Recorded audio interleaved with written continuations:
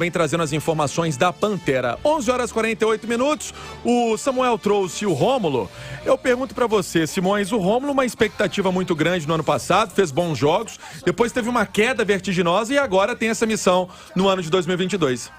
Exatamente, ô Pansieri. Boa tarde, Um abraço, Thiago, Simões. Samuel, Léo. Eu acho que o Rômulo foi um jogador que ficou muito perdido entre ser lateral, entre ser meia, e ele não conseguiu se encontrar no Cruzeiro. Ele teve até um início bom.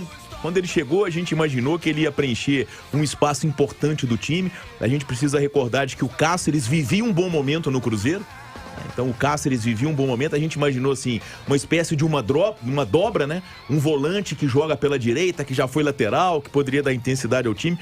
Mas o Rômulo foi sofrendo uma queda de produção e terminou a temporada com o pior momento dele no Cruzeiro. A gente não esquece os últimos jogos do Cruzeiro na Série B de 2021, o Rômulo teve atuações muito ruins. Tomara que se recupere, é um jogador experiente, de qualidade e que possa servir aí a 2022. Mas ele precisa de um trabalho de recuperação, parceiro. Trabalho de recuperação, disse Alexandre Simões, 11h49, Léo Figueiredo também vai falar sobre o assunto. Eu vou fazer essa pergunta pra você, Samuel. Hoje, nesses 11, naquele seu trabalho de apuração, até pro Léo trazer a opinião dele, tem Rômulo no time titular, Samuel? Eu acredito que sim. Que o Rômulo começa. O que eu tô imaginando? O Pessolano, ele tem feito esse rodízio, mas, por exemplo, alguns jogadores já vão entrando automaticamente nesse rodízio pela sequência. O João Paulo hoje eu acho pouco provável que comece. Fez os 2 últimos jogos, os 90 minutos e com muita correria. O Machado ficou fora, volta. O Pedro Castro vai ser só o segundo jogo dele, até para ser observado com este elenco. O Oliveira, eu aposto na estreia dele ao lado do Maicon. O Brock ficando como opção, o Paulo também é novidade entre os relacionados. Vamos tentar aqui um provável Cruzeiro com Rafael Cabral no gol, Rômulo na direita, Maicon, Oliveira e o Rafael Santos. Ficou no banco o Rafael, volta a ser titular. Aí eu tenho uma dúvida ali, o Nonoca ficou fora dos 2 últimos jogos, Lucas Ventura, ex-Nonoca, ou ele ou o Adriano. Não seria surpresa se o Adriano continuasse, porque também ficou um tempo afastado de Covid, perdeu alguns jogos. Pedro Castro e Machado. Então tô tirando aí o João Paulo, tirando o Marco também, que foi titular contra a Caldense. Vagninho tá de volta. Aí uma dúvida, o Bruno José, se ele não entrar hoje, vai mostrar que tá bem atrás nessa briga pela vaga no ataque. E em cima disso eu não descarto a dobra ser observada mais uma vez com Rafael Santos e Bidu.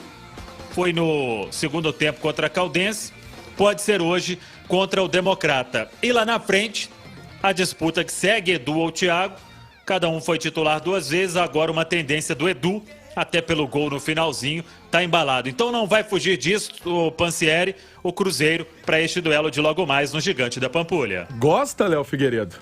Gosto, Pansieri. Bom dia a todos.